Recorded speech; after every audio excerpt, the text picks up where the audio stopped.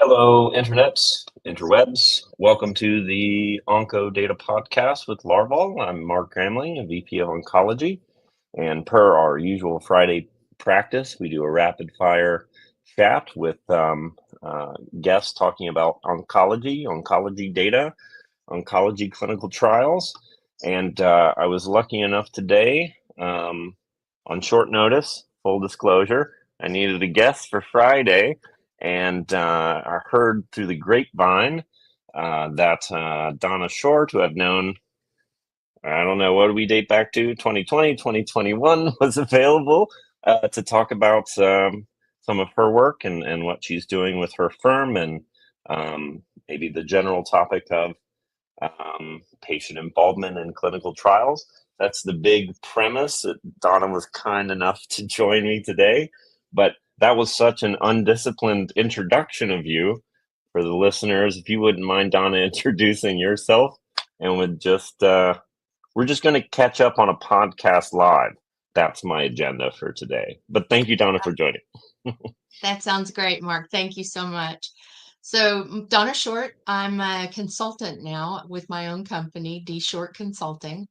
I sit in the triangulation between pharma, thought leaders, and patients. Since I met you, Mark, I went from working a lot in media.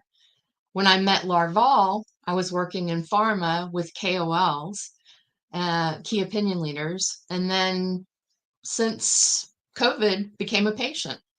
And so I've gotten quite involved in patient advocacy as well. One of the unique things that's happening in patient advocacy is a real effort among the scientist community to involve patients in their design or conversation around trials. So there's a group out of ASCO called GRASP, which stands for Guiding Researchers and Advocates to Scientific Partnership. And it's an opportunity for them to come and present scientist to come and present a poster with some other junior scientists in attendance on Zoom, but also some patient advocates who make suggestions about certain things that they should look at moving forward, maybe things they should consider in a trial design from their perspective. And that's been a very unique and beneficial partnership. A lot of the physicians have a fear of talking to patients. The ones that are in research have a fear of talking to patients. It's a little daunting for them. And this is kind of dispelling that or taking that wall down between the two communities. AACR does the same thing. They have a group called the Scientist Survivor Program. And this is where advocates get a chance to come in and present at a poster setting at AACR, an opportunity to share some data that they've got going on within their own advocacy community. And many of the scientists will come by and ask a lot of questions. So it's been a great way to break down that wall there as well. So it's been very nice. We've seen some other This, examples recent. Oh, sorry. well, no, Go ahead. I'm interested. It's it's a very different avenue than um, we've pursued till date with Clin. So just to differentiate, a big element of Clin obviously is pulling together um, social media reactions and things from oncologists, and we've been very oncologist focused. But some of our customers and partners are saying pulling in patient advocate voices into it.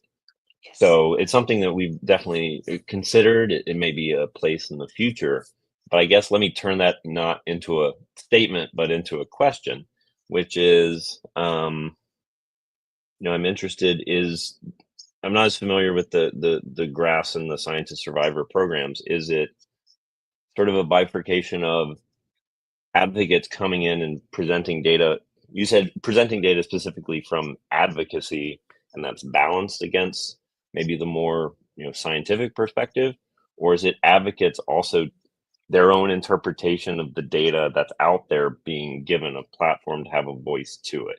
That question makes sense. Like, is it different roles, or is it sort of integrated? I guess my point is I'm interested in how to identify patient advocates, and especially those with the strongest voices. As I say every week on this podcast, there was a question somewhere in the middle of that verbiage and exposition that I wanted to see your response to that, Donna. Yeah, at AACR, they break up their posters by, position, whether it's metastatic disease in breast or, or early cell tumor models, they break it all up by different things. One of the places that I had my poster listed when I attended AACR in the Scientist Survivor Program was under policy, because Mm-hmm. my poster dealt with some of the hurdles that I encountered in policy that had been placed during COVID for cancer patients.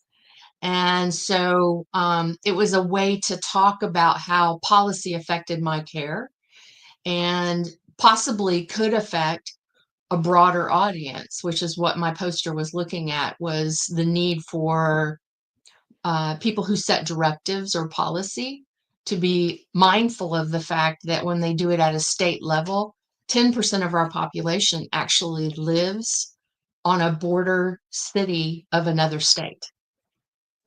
So if you think about it, Philadelphia is a border city, and Mm-hmm. Philadelphia has a whole portion of South Jersey that goes to Philadelphia for their healthcare.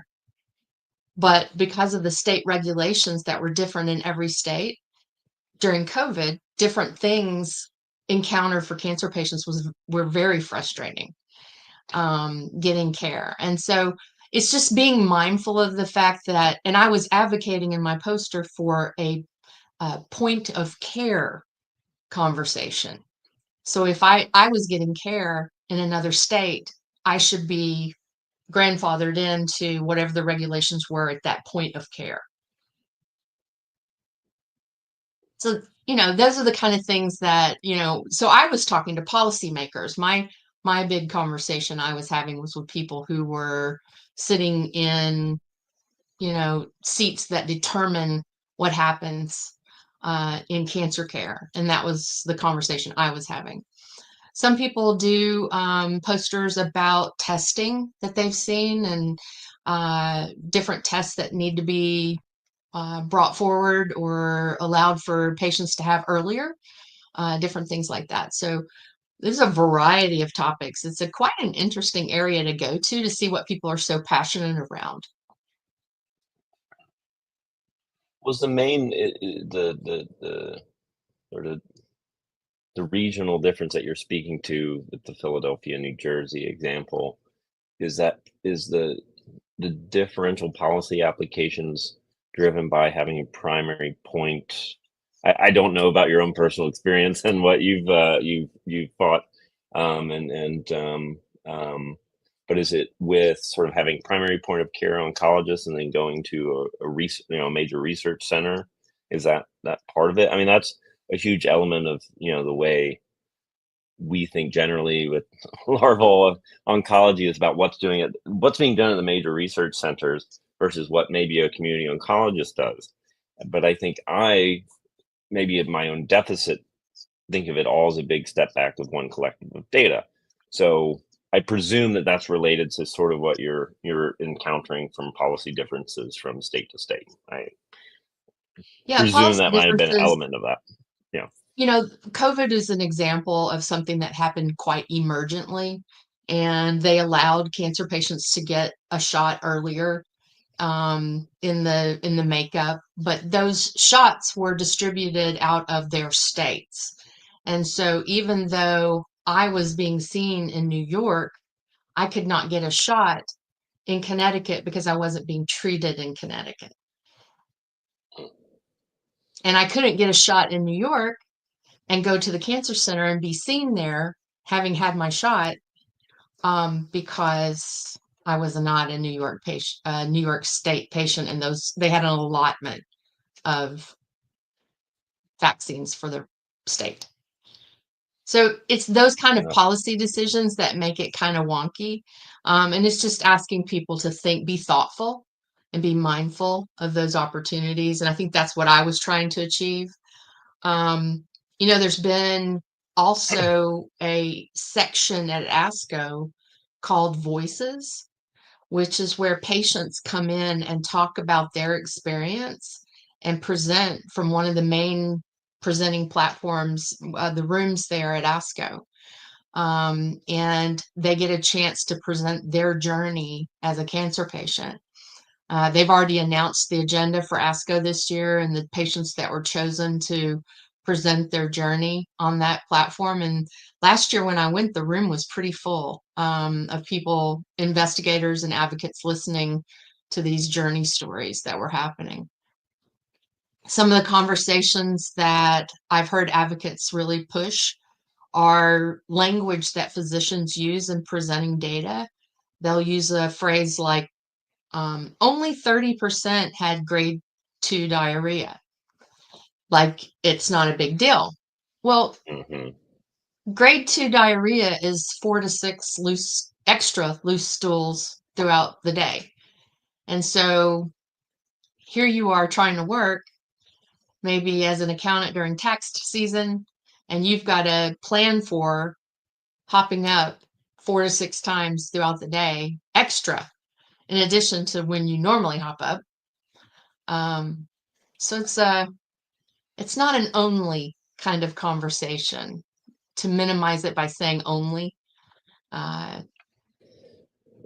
So it's a simple turn of phrase. I mean, when you first said that, I thought about,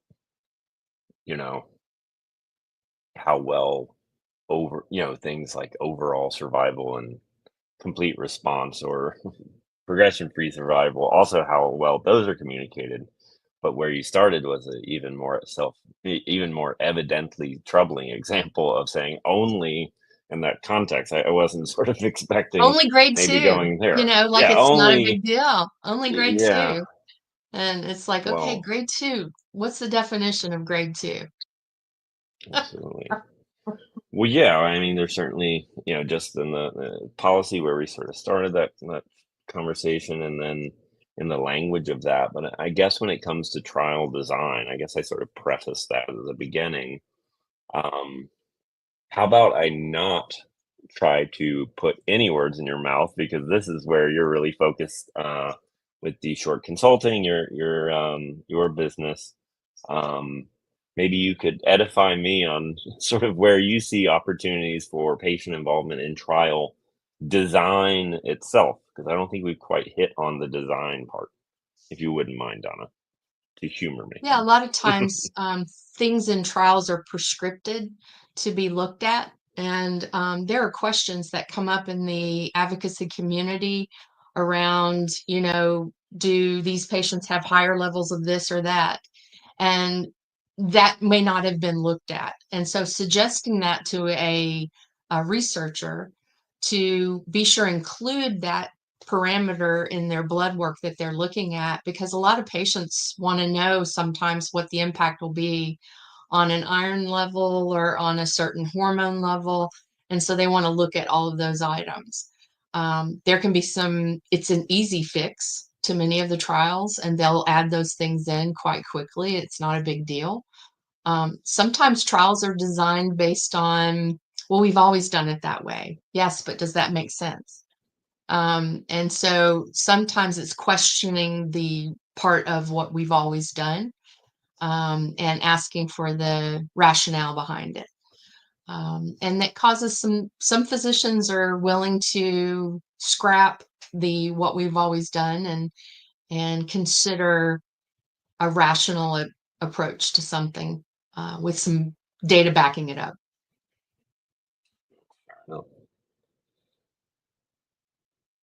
Yeah, and I guess I mean,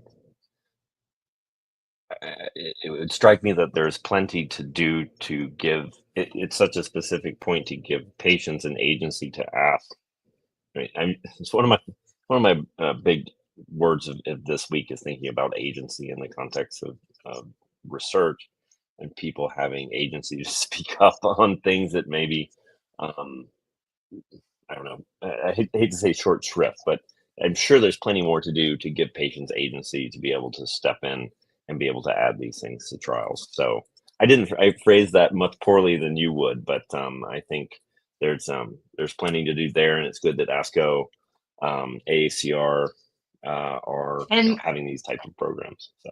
And most recently, the NCI, the previous director, had brought in a large group of patients to give her feedback on just the consent forms that go into a trial that patients are handed, to make sure that the items that they're consenting to are accurate and relevant and not including the miscellaneous items that can happen to a quite rare number of people, and making it where it's normal language so that the patients can read it and can absorb it, and it's quick and easy for them to read and get a feel for the trial that they're planning on being a part of.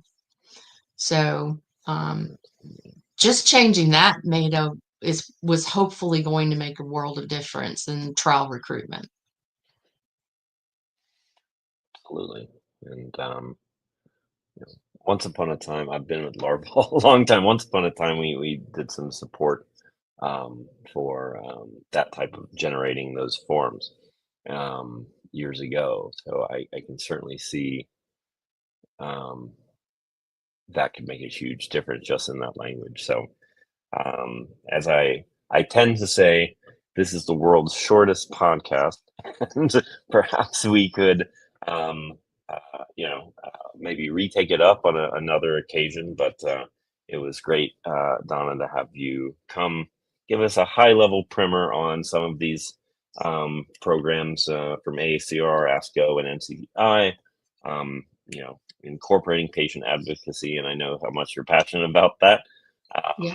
With D Short Consulting. I hope I'm branding your company correctly. So please check that out. Look up Donna on all the social medias. Like and subscribe, as the young people say, if you want to find an excellent mind, an excellent partner. I've known Donna for a long time, and she also helped us develop Clen, the platform we talk about here on every Friday.